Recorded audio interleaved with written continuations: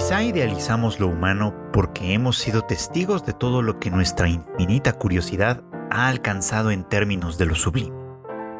Y quizá por eso es que, para matarnos unos a otros, se vuelve tan importante deshumanizar al enemigo. Esto es, despojarlo de todo aquello que lo hace semejante a nosotros. Hola, ¿qué tal? ¿Cómo están? Muy buenas tardes, buenos días o buenas noches. Sean ustedes bienvenidos a una emisión más de Anime al Diván.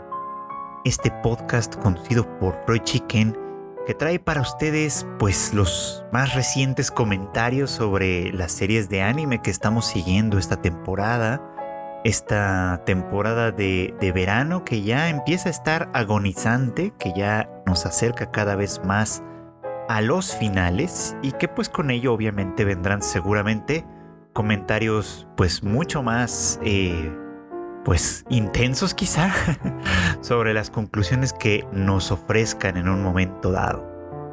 Y bueno, pues hoy queremos hablar nuevamente de la guerra, hoy queremos hablar nuevamente de la deshumanización que lleva consigo prácticamente cualquier conflicto armado, y vamos a verlo de alguna manera a través del anime, ¿no? Que es el punto de interés de este podcast, que es a partir de lo cual extraemos estos comentarios ciertamente, y que pues es un tema además pues sumamente recurrente, como ha sido en todas formas de entretenimiento, porque bueno, pues si seguimos un poco como las ideas que tenía Freud sobre el juego, por ejemplo, ¿no? Jugamos a las cosas y la literatura, el arte, la narrativa es una forma de juego en cierto modo. Pues en nuestro afán de entenderlas, ¿no? En nuestro afán de revisitarlas, en nuestro afán de alguna manera de conectar con ellas en un entorno relativamente seguro, pues. Y porque sí, ¿no? Cada vez que vemos una guerra, una batalla, un conflicto en pantalla, pues no lo estamos viviendo en carne propia, ¿no? En carne propia sería muy probablemente intolerable. Pero en pantalla puede llegar a ser entretenido, puede llegar a ser divertido ciertamente. Y por supuesto que puede llegar a ser también algo que nos mueva a un intento de comprensión, a un intento de reflexión en este sentido.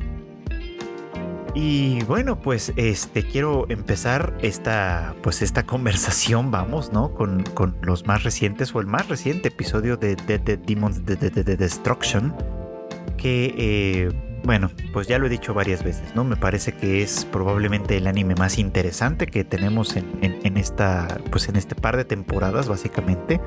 Uno de los más interesantes de este año, sin duda, y espero que no sea yo el único que lo está siguiendo. Bueno, yo sé que no, yo sé que hay algunas personas que lo están siguiendo, algunas otras que no, que se han resistido a darle una oportunidad a esta magnífica serie.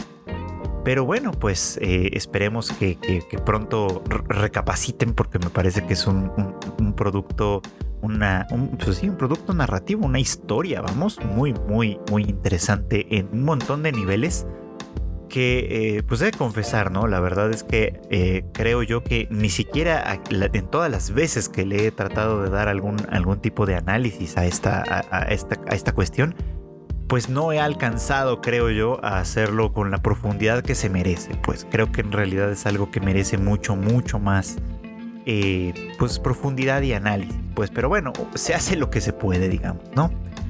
Y en estos últimos episodios, bueno, sobre todo en el más reciente, que curiosamente es uno en el que no pasó nada que tuviera que concerniera directamente a Kado y a Ouran, sino que de hecho es un episodio en el que ellas no aparecen en absoluto, y eso es significativo. Pues lo que vemos es más bien algo o cosas que suceden alrededor de todo esto, ¿no? El contexto en el que estamos ahora, pues, es uno en el que se nos está mostrando, ¿no? Una parte adicional, digamos, de todo el conflicto, de todo el problema que ha surgido a partir de la aparición de la nave nodriza y todo lo que de alguna manera ha ido surgiendo, ¿no? En esta ocasión, muy interesantemente, se nos muestra la historia de una mujer, pues que es entrevistada, ¿no? Para la televisión, vamos, ¿no? Para un reportaje. Y resulta interesante, ¿no? Esta es una mujer, pues digamos como podríamos decir que de cierta mediana edad, que atiende a su madre, que padece aparentemente algún tipo de demencia, que viven en los linderos, digamos, ¿no? De las zonas restringidas, ¿no? Que están supuestamente contaminadas pues por la nave nodriza, ¿no? Y por las partes de dicha nave que han caído. Y que pues por lo tanto son, pues esta mujer y su madre son acreedoras a un apoyo del gobierno, ¿no? Entonces ella trabaja, se nos dice, como ilustradora freelance, por lo que obtiene algunos ingresos. Y bueno, pero la parte más importante, digamos, de su, pues sí, del gasto que ella puede ejercer cada mes, pues proviene a final de cuentas de este apoyo del gobierno, ¿no? Que pues es algo que obviamente no mucha gente quiere reconocer, admitir, ¿no? Es decir, que el gobierno apoye a estas personas, pues es como parte de sus obligaciones aparentemente, pero el público no necesariamente está de acuerdo con ello, ¿no?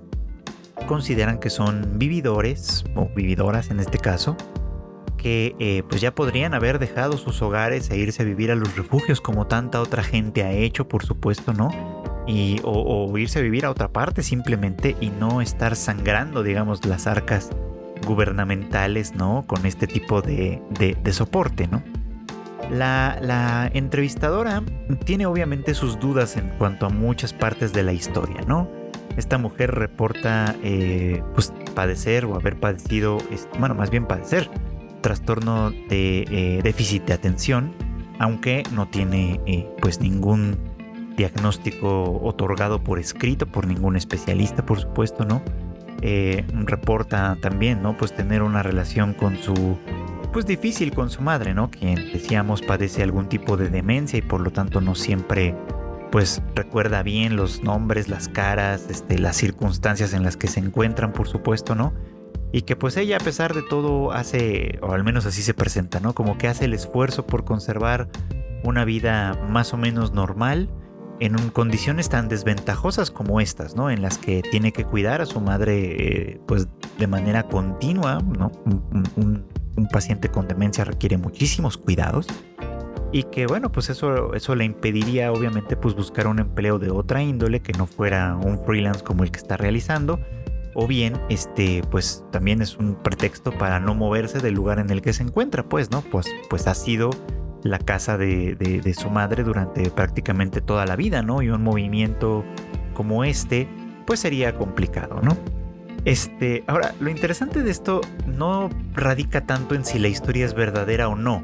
De hecho, te nos da un poco como a entender que la historia no es real del todo, ¿no? Que la madre tal vez no padece de esta demencia que se dice, ¿no? Que esta mujer tal vez realmente tampoco tiene el dichoso trastorno de déficit de atención.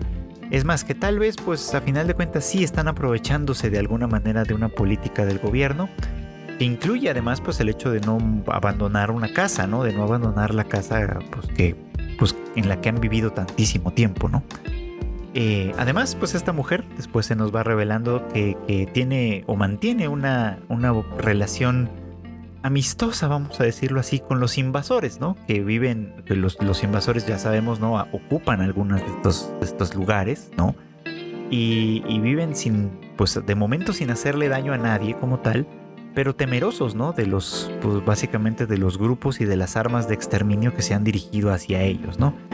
Y ella pues en realidad tiene una buena relación con algunos de ellos, de los pocos que conoce quizá, y que pues con los que se vincula muy bien, ¿no? Con los que se relaciona casi como si fueran un poquito como unas mascotas, ¿no? Para ella.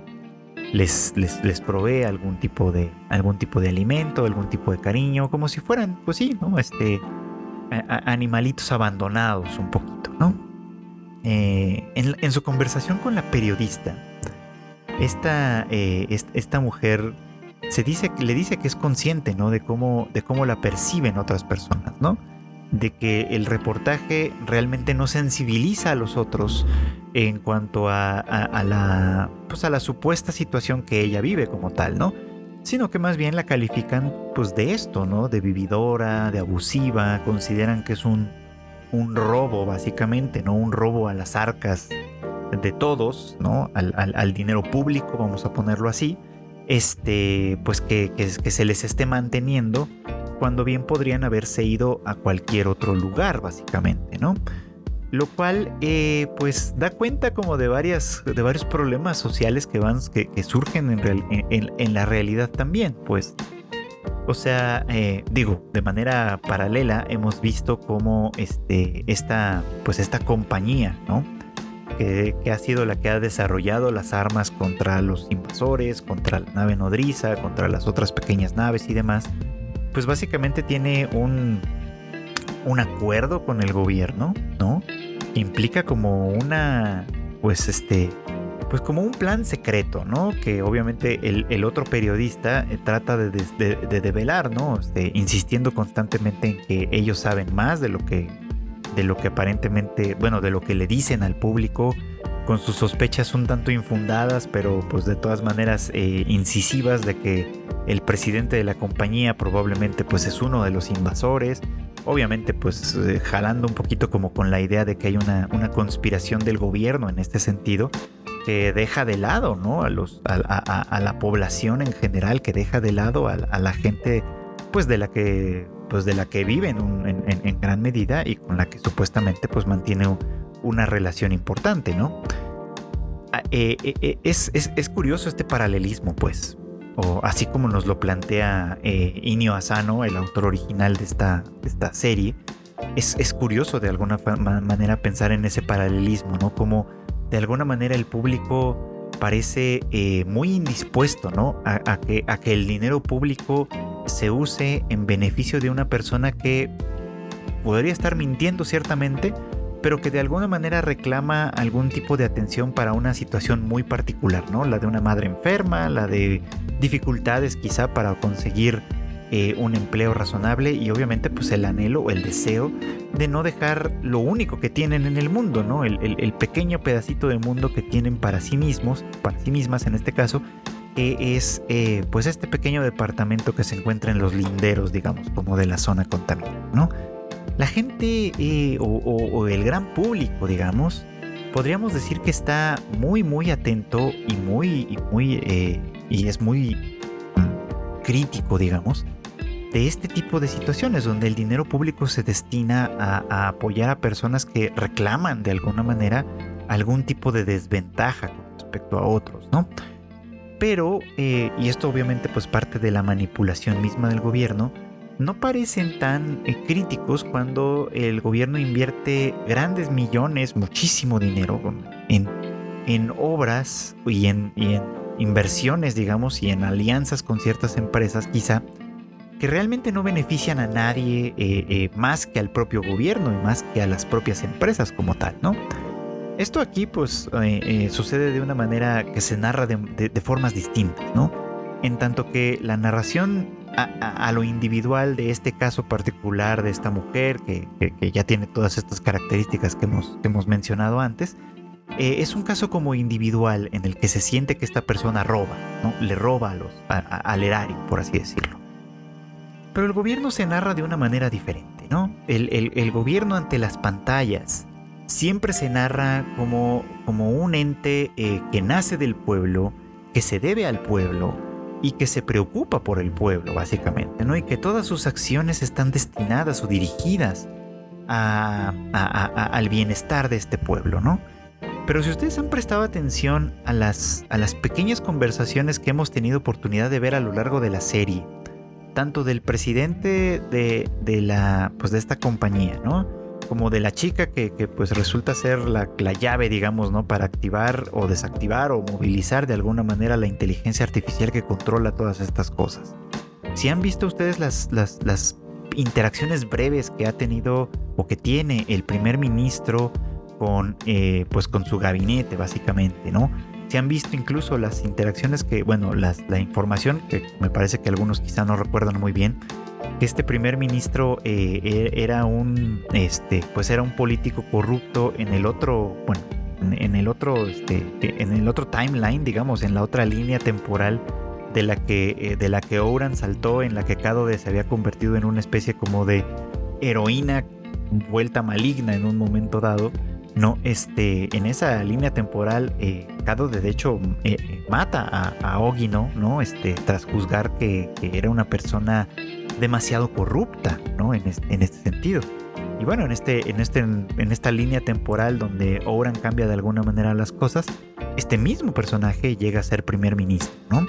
Este personaje que tal vez lo recuerdan, ¿no? Parece un tanto como pusilánime, como temeroso, como dubitativo, ¿no? Como que pareciera que se deja conducir fácilmente por las decisiones de otros, un poquito más cínicos quizá, que como un detalle particular de su personalidad parece ensimismado con una idol en específico, ¿no? Que es algo que ha tenido en ambas líneas temporales, en fin. Esta parte de estos personajes se nos muestra a nosotros como espectadores, digamos, de la serie, pero no se le muestra al público, ¿no? El público solo conoce la cara de las relaciones públicas, vamos, ¿no? La cara de quien muestra o intenta mostrar su mejor rostro, ¿no? Y que es parte de esta noción, de esta cuestión de buscar o en teoría velar por el beneficio del pueblo como tal, o del beneficio del país en un momento dado, ¿no? En una condición en la que, pues lo estamos viendo, ¿no? El colapso está sucediendo como tal, ¿no? A lo que quiero llegar con esto es, porque a final de cuentas el tema un poco de hoy va hacia el terreno de la deshumanización como tal. A lo que quiero llegar con esto, pues básicamente es que la manera en la que se comunican muchas cosas funciona o puede funcionar en términos de cómo se narra, ¿no? Para humanizar o deshumanizar. Lo que pasa con esta mujer, esta del reportaje que les decíamos, ¿no? Es que a ojos de prácticamente todos o de muchos, ¿no? Se trata de una mujer abusiva. Y lo que la serie nos muestra a nosotros, como que tenemos el privilegio de ser espectadores, digamos, pero de la serie, no dentro de la historia, podemos ver que efectivamente se trata de una persona que tal vez está fingiendo, ¿no? La desgracia o está exagerando la desgracia, digamos, de alguna manera que padece para obtener alguna suerte de beneficio. Un beneficio pírrico, si me preguntan a mí, porque a final de cuentas no es que esté volviéndose millonaria, ¿no? de este apoyo que recibe del gobierno, ¿no?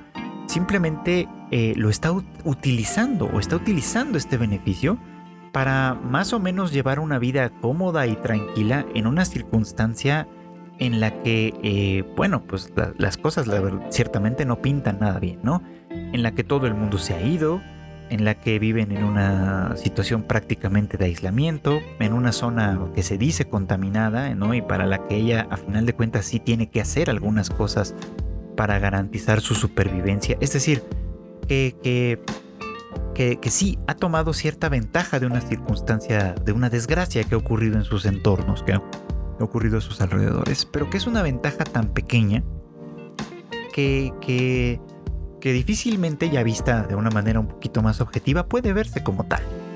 Y que en realidad pues pareciera que está sujeta más bien a cosas que lindan hacia lo emocional, ¿no? Hacia lo personal como tal, ¿no? El deseo de no abandonar el hogar, ¿no? Por ejemplo, ¿no? El propio hogar. El deseo de conectar quizá con otros seres. Me parece muy interesante que conecte con los invasores, ¿no? Que dado que en cierto modo están en lugares distintos de la situación, ¿no? Los invasores están ocupando pues un lugar, habitando un lugar abandonado y supuestamente contaminado, ¿no? Pues no porque estén conquistándolo como tal, ¿no? Están viviendo a final de cuentas en una circunstancia tan precaria, ¿no? Que ella pareciera que se compadece también de ellos, ¿no? Que conecta con ellos entendiendo que a pesar de estar en posiciones distintas, ¿no? Donde ella es la invadida, por así decirlo, y ellos son los invasores. Y entonces a mí me gana un poco, ¿no? Que tiene cierta empatía por estos pequeños invasores, ¿no? Con los que ella conecta, porque probablemente así, ¿no? Se siente quizá como en circunstancias semejantes, como en circunstancias de desvalimiento, ¿no? Que el gran público que ve el reportaje y que interpreta a esta persona como alguien abusivo, ¿no? pues no conecta con eso, evidentemente, ¿no? Por una parte porque no conoce esta otro lado, y si lo conociera probablemente sería peor, porque la narrativa general, salvo por el grupo cada vez más radical de Sheep, pero la narrativa general es que el gobierno el gobierno debería exterminar a los invasores, que el gobierno debería eliminar la nave nodriza, que el gobierno no tiene por qué de alguna manera tolerar, no debería tolerar, ¿no? Este tipo de invasión, ¿no? Que pues bueno, básicamente esa es la opinión generalizada aparentemente, ¿no? Y es una opinión generalizada no de una manera, vamos, porque ya lo hemos visto en varios aspectos, ¿no? No de una manera tan radical, sino manifestada a través de cierta pasividad, ¿no? Que es una de las características más comunes y más normales de una sociedad dada, ¿no?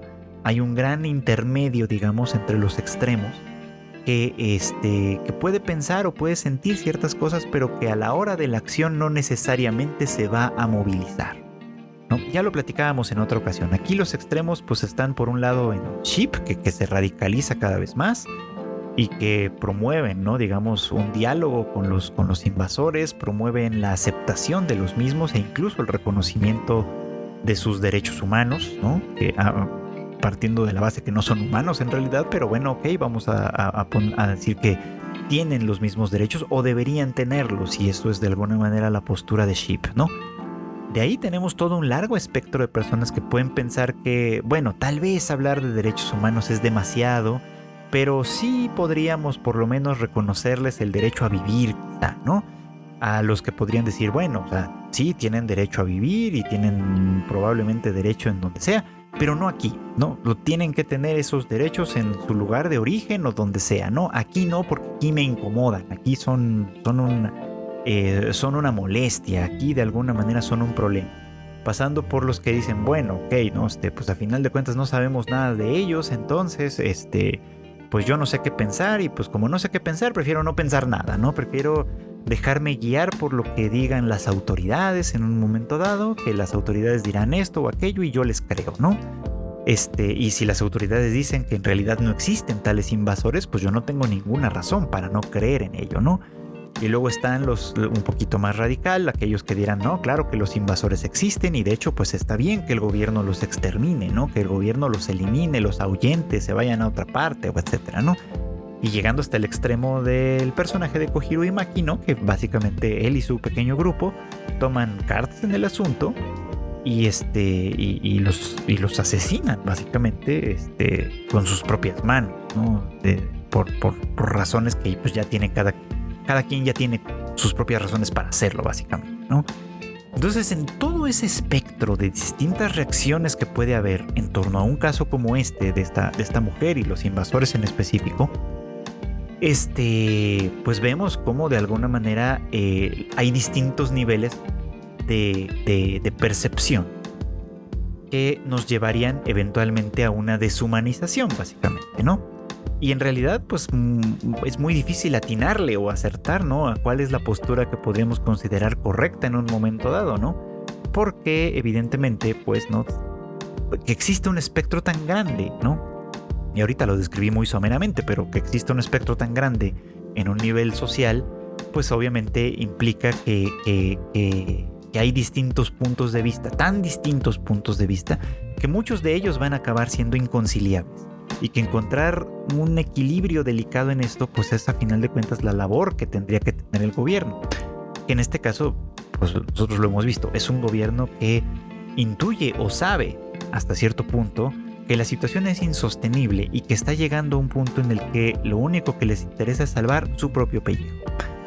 De tal manera que utilizan todas las herramientas del gobierno, todas las herramientas que tienen como a nivel institución para hacerlo de esta manera. Y pues bueno, básicamente no es algo que desconecte con la realidad, es algo que hemos visto y veremos suceder muchas veces, no solo en nuestros respectivos países, sino en muchos otros. Y bueno, pues pinta como para una cuestión muy, muy desalentadora, ¿no? Pero bueno, aquí el problema se plantea de una manera compleja en la cual no parece haber una solución clara, ¿no? Una solución feliz, por así decirlo, ¿no? Sino que más bien nos muestra con cierta gran amplitud un espectro tan grande que convierte en la respuesta en ambigua. Qué cosa muy contraria sucede en My Hero Academia en realidad, ¿no? Este momento que estamos atestiguando, digamos, ¿no? De la batalla de los heteromorfos que pues terminó derivando en la liberación de Kurogiri, a pesar de todo, ¿no? A pesar del gran esfuerzo y del gran trabajo que había logrado hacer Tentacle y Anima. Y obviamente pues el profesor Yamada también. Bueno, pues a pesar de todos sus esfuerzos, Spinner él solo, a final de cuentas, consiguió el objetivo de despertar a Kurogiri, ¿no? Y bueno, pues las cosas se van a complicar a partir de ahí en el resto, digamos, como de las batallas que se están desarrollando. Pero sin irnos hacia ese punto todavía, ¿no? Aquí la parte, pues, de cómo se resuelve de alguna manera esta batalla es el otro extremo, por así decirlo. Bueno, es uno de los otros extremos, ¿no? En este caso es una manera idealizada, quizá, de cómo se resuelve este conflicto. Honestamente, creo que este es uno de los varios puntos en los que My Hero Academia plantea un problema serio, importante y fundamental de las sociedades mismas y no se atreve a resolverlo de una manera, o a enfrentarlo de una manera pues realista, quizá, ¿no? La manera realista, lamentablemente, o que se acerca más al realismo, lamentablemente, pues es la de Destruction, ¿no? Esta que está plagada de ambigüedades, esta que de alguna manera impide tener una fundamentalmente clara en este sentido y que pues nos da cuentas, vamos, ¿no?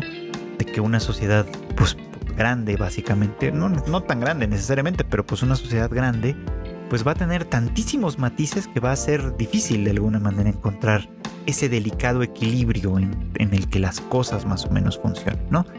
My Hero Academia se va por la solución fácil, una solución que honestamente a mí me molesta un poquito. Voy a traer un paralelismo con otra historia de superhéroes, básicamente, ¿no? Desde la película de The Dark Knight, la de Christopher Nolan, dirigida por Christopher Nolan, esta que de alguna manera, bueno, que relata una historia sobre Batman, básicamente. Me voy a desviar tantito y les voy a platicar esto porque pues, va muy de la mano, ¿no? Si ustedes vieron aquella película, que pues, estoy seguro que muchos de ustedes sí, recordarán esta escena en la que el Joker, el Guasón, pues digamos, le está poniendo varias trampas a Batman, ¿no? Y su argumento general es que pues la sociedad está sostenida como en alfileres, ¿no? Ese es como un poco como el punto, ¿no? Y que con un poquito de caos que él comienza de alguna manera a propiciar a lo largo de toda la sociedad en distintos niveles,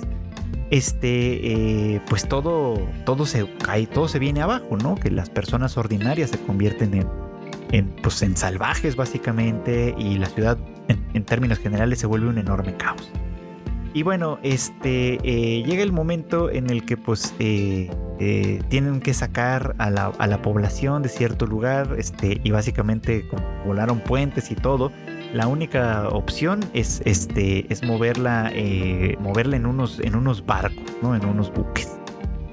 Y entonces, bueno, pues el gobierno en aquel momento decide pues sacar un buque, ¿no? Con ciudadanos ordinarios, comunes y corrientes, ¿no? Y sacar otro de los prisioneros, básicamente, ¿no? Que los prisioneros de las cárceles, ¿no? Que básicamente, pues la idea de sacar a los prisioneros también, de ponerlos a salvo, pues es que estos no terminaran uniéndose, digamos, como al caos, ¿no? Sino tratar de garantizar que siguieran bajo la custodia del gobierno de alguna forma, ¿no?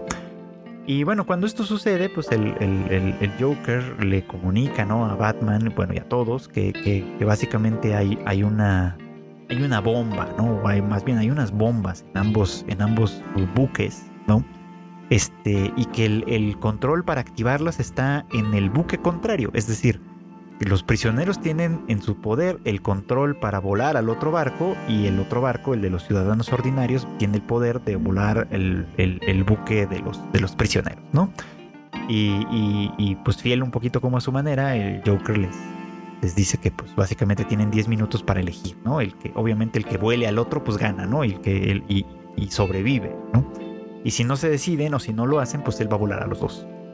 Y ya, la escena es como muy cursi en general, ¿no? Porque por un lado, los ciudadanos ordinarios deciden automáticamente, ¿no? Que pues no hay nada que pensar, ¿no? Los prisioneros no tienen el mismo valor que ellos como ciudadanos ordinarios y que pues tienen que volarlos en 1000 pedazos para salvar sus propias vidas, ¿no? Con los prisioneros pasa exactamente lo mismo en principio, ¿no? La cosa es que los ciudadanos ordinarios, llega el momento en el que pues no toman la decisión, o sea, no pueden hacerlo porque eso implica que alguien apriete el botón y que pues ese alguien de alguna forma se convierte en un asesino, ¿no? En cierto modo. Y del otro lado pasa algo todavía más cursi, que básicamente uno de los prisioneros toma el control y lo lanza por la borda, básicamente, ¿no? Como decidiendo él solito por todos los demás. Y además todo el mundo se quedó muy tranquilo con eso, ciertamente. Que pues ya, que ellos no tenían que tomar esa decisión, básicamente, y que pues listo, ¿no? Ellos no iban a hacer más mal, ¿no? Y ya la decisión termina ahí, es muy bonito, es muy cursi, es muy todo lo que ustedes quieran, pero es muy poco realista. Realmente creo que si se nos pusiera a cualquiera de nosotros en una circunstancia como esa, sucedería que mucho de lo que tenemos de humano, es decir, de esto que hemos construido como sociedad y de nuestros ideales, etcétera, comenzaría a caerse en la mayoría de los individuos, ¿no?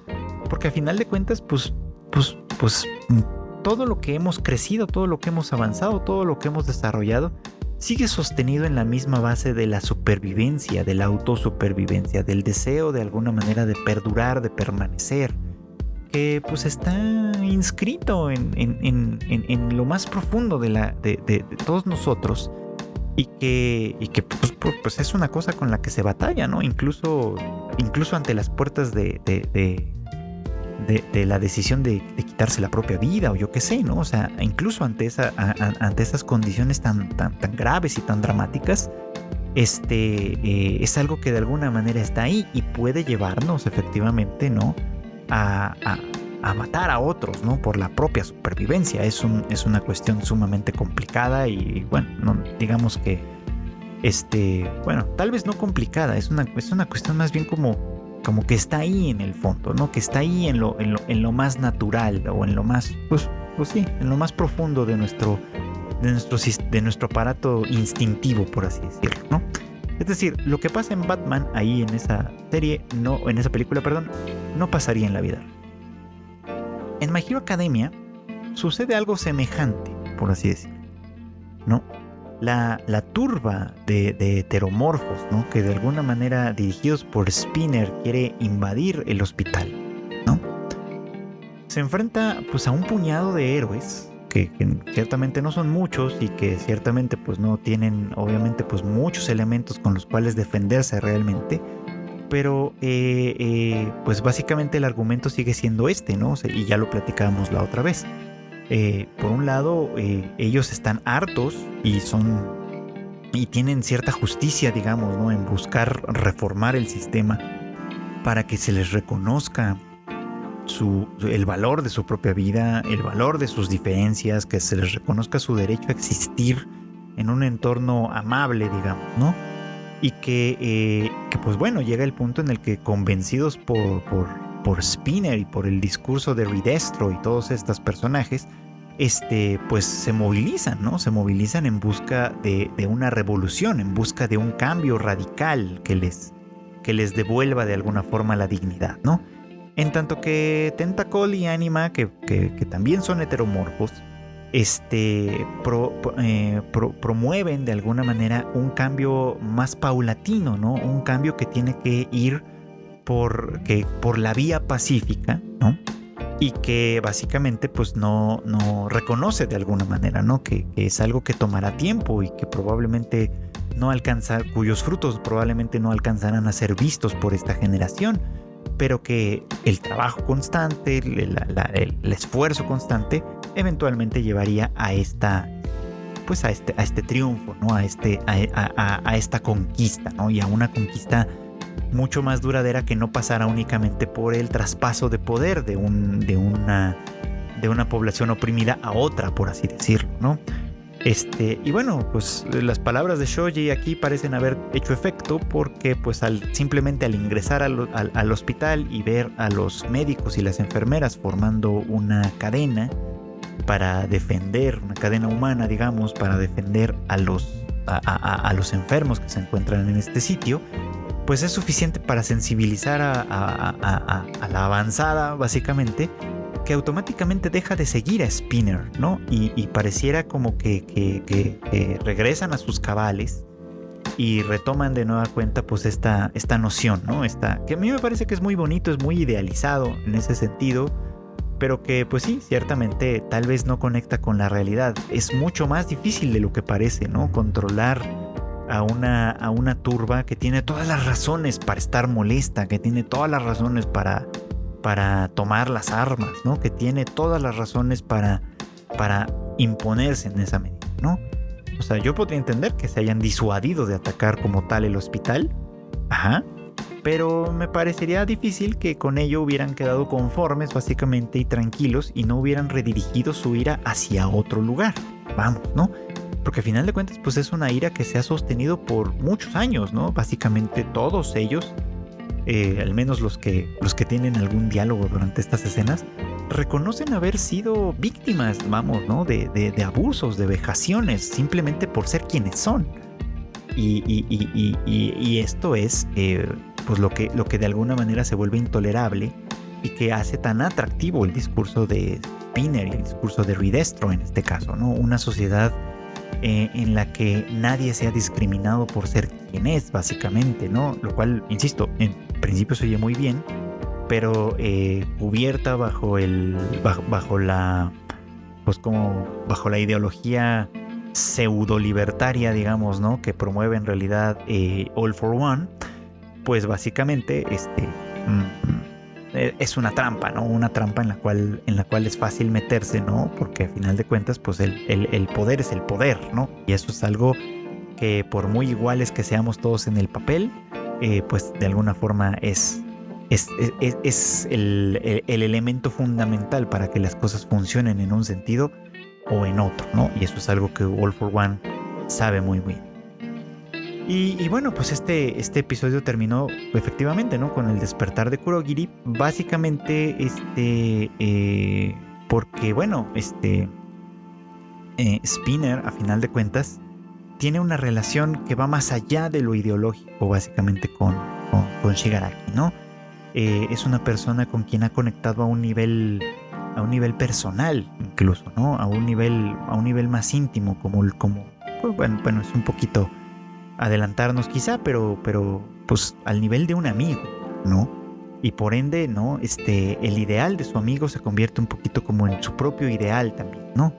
De él, que sobre todo, Spinner, que se siente así, que se ve a sí mismo como menos que otros, ¿no? Que se ve a sí mismo como alguien que no tiene los talentos o las ideas o la fuerza o las razones quizá de otros, ¿no? Alguien movilizado por su deseo, por su anhelo de un mundo mejor, ciertamente, ¿no? Pero que está frustradísimo además por darse cuenta que este mundo mejor no llega, ¿no? Que este mundo mejor no llega tan rápido o no llega como él necesitaría que llegara, ¿no? Como en fin, tiene todas las razones pues para conectar con otra persona que siente que tiene que destruirlo todo, que siente que tiene que llevar todo a sus últimas consecuencias para poder ahora sí tratar de garantizar un cambio radical. Entonces, pues sí, ¿no? O sea, a final de cuentas esta solución, decía yo, es muy bonita, es hasta cierto punto cursi quizá, pero pues creo que aquí Horikoshi, ¿no? El autor de My Hero Academia, no deja de lado este problema, lo plantea a final de cuentas, lo pone sobre la mesa y eso me parece muy encomiable, pero a la hora de tener que dar una solución o de encontrar una postura me parece que se queda un poquito como en el lado tibio de las cosas, ¿no? Y bueno, obviamente hacia el final de la historia que pues los lectores de manga ya conocemos, pues algunos de estos elementos se van a retomar, pero de nueva cuenta, pues creo que uno de los puntos centrales y fundamentales de esta sociedad que nos planteó, sí se queda un poco como fuera del alcance importante, de la relevancia. Y bueno, pues esto es a final de cuentas lo que nos toca ver en esta historia, ¿no? Que ciertamente sí toma una postura, ¿no? Que es lo que tal vez de Destruction no ha hecho en este punto, pero que bueno, ¿no? Ahí lo tiene, ¿no? Ahí tiene la manera de tomar una postura desde un punto de vista un poquito más idealizado, quizá incluso podríamos decir que un poco más infame. Y bueno, pues quiero hablar un poquito sobre, continuar esta conversación un poquito hablando sobre la segunda parte de Nier Automata, de la que, pues sí, no hemos hablado mucho esta temporada, me parece, ¿no? Y la verdad es que en buena medida es porque las cosas se han ido como hacia lo más personal, quizá, ¿no? En cuanto a pues las dificultades que han tenido que enfrentar, ¿no? 2B y Nines después de haber derrotado efectivamente a Adam e Eve, ¿no? Y que de alguna manera eso en teoría iba a propiciar, ¿no? O más bien propició, ¿no? Una especie como de desorden en las líneas, en las líneas de defensa y de ataque de las formas de vida mecánicas de estos robots, básicamente. Que lleva a la dirigencia de Yorha a tomar la decisión de lanzar un ataque de gran escala, ¿no? Un ataque a gran escala, básicamente aprovechando este supuesto desorden, básicamente, ¿no? En las filas de las formas de vida mecánicas. Y bueno, pues ya hemos visto, ¿no? Para no hacerles el cuento demasiado largo, que esto se convirtió pues, en una tragedia, ¿no? Que este supuesto desorden no era tal, que de alguna manera la red, digamos, ¿no? de las formas de vida mecánica, pues tendió una trampa a los androides, ¿no? Contaminándolos con un virus lógico que de alguna manera los torció entre ellos, los hizo pelear entre ellos y exterminarse de alguna forma entre ellos, que llevó a la destrucción básicamente del búnker. Y que solo se salvaron básicamente Nines y 2B en ese punto al menos, porque, pues sí, básicamente porque las indagaciones de Nines lo hicieron desconfiar de la seguridad informática del búnker y por eso no hizo su sincronización ni la de él ni la de 2B hacia el propio búnker, ¿no? De tal manera que ellos libraron un poquito como esta infección que abarcó, pues sí, prácticamente a todo Yorha y que bueno, pues esto derivó en esta enorme tragedia que ya vimos. También pues derivó en la derrota, por así decirlo, a final de cuentas de 2B, quien termina muriendo a manos misericordes en cierto modo de A2, quien se convirtió en la heredera, digamos, como de sus recuerdos y de su misión. Pero que bueno, pues fue visto esta escena, pues ahora sí que sin el contexto adecuado por Nines, ¿no? Quien ahora ve a A2 como básicamente como la asesina de 2B y pues y que todo su objetivo básicamente, ¿no? Todo su punto ya no es exterminar a las máquinas, bueno, al menos ya no es únicamente eso, sino sobre todo exterminar a 2B, ¿no? Exterminarlo todo, ¿no? En este punto Nines se ha convertido en una máquina de matar, ¿no? Precisamente porque le ha sido arrebatada, ¿no? La persona más importante para él en su, pues digamos como que en su forma de vida, ¿no? Ahora, pues han pasado varias cosas aquí, ¿no? Interesante esto porque pues con todo esto se nos ha contado un poquito más sobre la historia de A2, que sabemos que pues era una miembro de Yorha que de alguna manera se desconectó de todo esto, que básicamente pues al darse cuenta de que ella y su unidad habían sido pues enviadas a morir, ¿no? Enviadas en una misión suicida que pues tenía obviamente otros propósitos para el búnker, pero que pues básicamente el propósito no era su supervivencia, que eso la convirtió en una unidad rebelde, básicamente, ¿no? Que se mantuvo oculta por muchísimo tiempo, actuando desde las sombras en algunos sentidos, pues, y que ahora que recibió de alguna manera la herencia de 2B, pues está involucrándose cada vez más en el drama de lo que hemos visto, ¿no? Lo que la ha llevado a reconectar con Lily, que fue que fue una de sus aliadas en aquella primera misión, con quien tiene una historia más bien de corte trágico, por supuesto, e incluso conectando con Pascal y su aldea, ¿no? Esta aldea de formas de vida mecánicas que se han salido también de la red, ¿no? Fíjense, este paralelismo también es interesante, ¿no? Tanto A2 como Pascal de alguna manera renegaron de las fuerzas, de las organizaciones, de las sociedades, digamos, ¿no? A las que pertenecían en un momento dado. Ella para vivir en soledad y Pascal para crear una comunidad, ¿no? Una comunidad distinta, ¿no? Una comunidad con la que A2 conecta cada vez más y comienza a percibir. Aquí pues ninguno de los dos es per se humano, vamos a ponerlo así, pero que comienza a percibir más como semejantes. Ajá. Con algunas de las mismas preocupaciones que a ella le aquejan, con algunas de las mismas inquietudes, ciertamente, con algunos de los mismos valores, incluso, ¿no? De anhelos, deseos, búsquedas que de alguna manera A2 está haciendo, ¿no? Y bueno, pues en fin, todo esto la ha llevado pues a convertirse en una auténtica defensora, ¿no? En los últimos episodios, ¿no? En las que las máquinas después de haber aniquilado prácticamente a todos los androides de Yorha, con la excepción, vamos, de 9S y la propia A2, pues movilizan sus fuerzas hacia la eliminación, vamos, ¿no? De la aldea de Pascal, lo que lleva tanto a Pascal como a A2, como a algunos miembros de la aldea misma, cosa que no se ve en el juego, a defender la aldea, pues, ¿no? Es decir, a matar a otros con el propósito, vamos a ponerle, noble, de defender a los suyos, ¿no? Esta es una batalla que se da en términos de lo defensivo, en términos de la protección. No busca exterminar a los enemigos como tal, simplemente busca que se les deje vivir en paz, que se les deje vivir tranquilos, ¿no? A2 claramente está conectando con todos.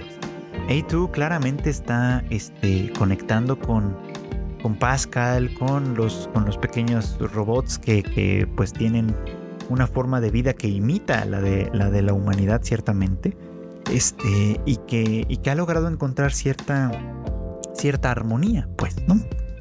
Entonces pareciera como que algo de su pensamiento cambia en ese sentido, ¿no? Las máquinas ya no son el único enemigo a vencer, ¿no? Y de hecho ya no son necesariamente el enemigo a vencer. Hay un enemigo más allá, ¿no? Que de alguna forma muestra, o demuestra, ¿no? Que este conflicto pierde cada vez más sentido, ¿no? En este caso decíamos, el enemigo es pues la guerra en sí, ¿no? El conflicto armado en sí. Porque pues, ahora lo sabemos ya, ¿no? Los androides peleaban, supuestamente, ¿no? Las acciones de Yorha iban en función de recuperar, de reclamar la Tierra para lo que quedaba de la humanidad que vivía, habitaba en esta base de la Luna, ¿no? Y que ansiaba regresar a su planeta de origen, ¿no? Entonces Yorha, los androides, ¿no? Funcionaban en esos términos, ¿no? En términos de reclamar la Tierra para sus líderes, ¿no? Para sus creadores, ¿no? Las máquinas, las formas de vida mecánicas, pues son un poco como lo mismo, ¿no? Combatían, o eran, pues sí, básicamente combatían en función de los alienígenas, ¿no? Que llegaron en un momento dado a ocupar la Tierra, ¿no? Y haya pasado como haya pasado, en este punto ni los extraterrestres, ni los alienígenas, ni la raza humana continúa viviendo. Y sin embargo el conflicto persiste, ¿no? Las máquinas siguen peleando para sostener el dominio sobre la Tierra, y los androides siguieron peleando para reclamar la Tierra, en una guerra que ya no tiene propósito, que ya perdió su propósito, si es que alguna vez tuvo alguno, y que básicamente se ha convertido en un simple sinsentido, ¿no? como muchas veces las guerras en sí suelen ser, ¿no? Hay intereses, ciertamente, como ya hemos platicado en otras ocasiones, hay movimientos en ese sentido, pero quienes los combaten, quienes ponen el cuerpo ante las balas, generalmente no tienen nada que ver con esos intereses.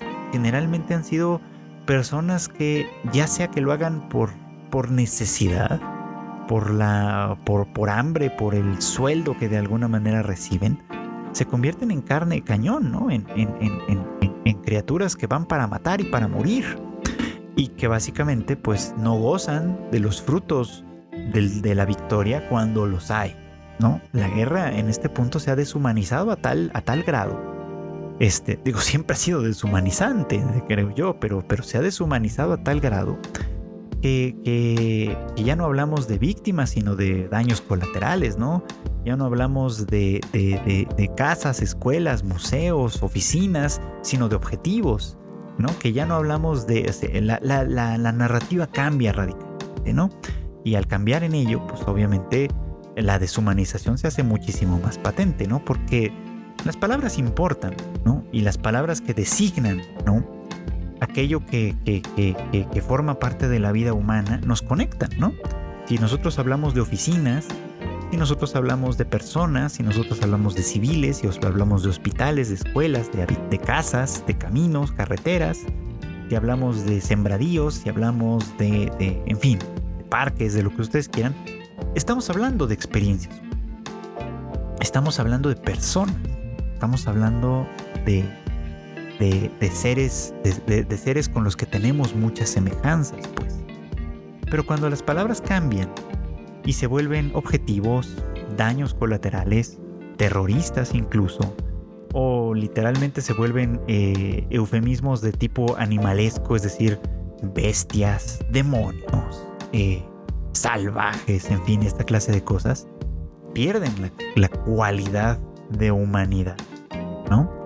Y entonces lo que tenemos básicamente pues son seres inferiores a los cuales está bien exterminar. Esa es la lógica final, ¿no? Y ese es el camino contrario que están recorriendo A2 y 9S en este caso, ¿no? 9S ya no ve humanidad en ningún lado porque la única persona en la que estaba cifrada de alguna manera su salud mental, por así decirlo, en este sentido, era 2B, la única persona que verdaderamente le importaba, ¿no? Y por quien, en realidad, muchas veces nos da indicaciones de esto, por quien anhela conseguir la paz, ¿no? Anhela conseguir una paz duradera para que 2B y él mismo, por supuesto, puedan llevar una vida diferente, ¿no? Una vida mejor. O sea, él luchaba por ella, a final de cuentas, aunque no lo dijera así, aunque no fuera tan explícito. Y una vez perdido esto, todos los demás se han rebajado a un nivel inferior, ¿no? Al que en el cual él ya no siente ninguna necesidad de defender nada, de defender a nadie. Y A2 ha seguido el camino contrario, ¿no? De esa desesperanza, de esa solitaria esperanza, vamos, ¿no? Sigue un camino en el que reconoce las similitudes, las semejanzas, en el que reflejada en Pascal y su aldea, encuentra algo que la conecta con ella misma, ¿no? Y curiosamente y de manera magistral, genial, me parece que es importante señalar esto, simultáneamente 9S ha descubierto una pieza de información adicional, y esto es que los núcleos de las formas de vida mecánicas son muy semejantes en estructura a los núcleos, cajas negras, los black box, de los androides de Yorha. Es decir, que este conflicto, a final de cuentas, insalvable, inacabable, no es un conflicto entre dos seres eminentemente distintos, sino que en el fondo son exactamente la misma cosa. Y bueno, pues esto fue todo por hoy. Gracias como siempre por acompañarnos en el Anime al Diván. Ya lo saben ustedes, este podcast se emite todos los miércoles en algún momento del día. Lo encontrarán disponible a través de nuestras plataformas en Spotify, Apple Podcast, Amazon, en fin, muchas plataformas de audio, así como YouTube Music en formato de solo audio igual, para su deleite y conveniencia. No se olviden además que en Tadaima tenemos más contenido para ustedes. Tenemos en realidad mucho contenido. Tenemos las noticias más relevantes en tadaima.com.mx, así como nuestras redes sociales, @tadaimamx en Twitter y @tadaima.mx en Instagram, donde ya, y Tadaima MX también en TikTok, donde pues también estamos ya subiendo algunos videitos con algunas recomendaciones, algunos comentarios, algunas críticas y demás, ¿no? No sé si va a ser una cosa regular, pero ya por ahí hay algunos nuevos episodios del Shuffle o un nuevo episodio del Shuffle, del Rage Quit con Marmota, así que pues también denle una checada. El Shuffle más bien se está convirtiendo en Reels, así que aprovechenlos ahí en Instagram y en TikTok. Entonces pues ahí dejen también sus comentarios, sus sugerencias y demás. Y bueno, pues no me queda más que agradecerles. De hecho, agradecerles mucho porque recientemente, la semana pasada, llegamos a cruzar la barrera de las 100,000 descargas. Es decir, de los casi 200 episodios que llevamos entre todos, han hecho más o menos 100,000 descargas en total. Lo cual, pues la verdad es que da cuenta de que pues me hacen mucho favor de escucharnos, de seguirnos y demás. Y la verdad es que pues estoy muy, muy contento con eso y muy agradecido con todos ustedes por por ayudarnos a llegar a este punto, a este logro, básicamente, ¿no? Entonces, pues de todo corazón, a pesar de todas las dificultades de este tipo de producciones, les agradezco enormemente. Y pues no queda más que desearles, como siempre, que pasen buenas tardes, buenas noches o buenos días.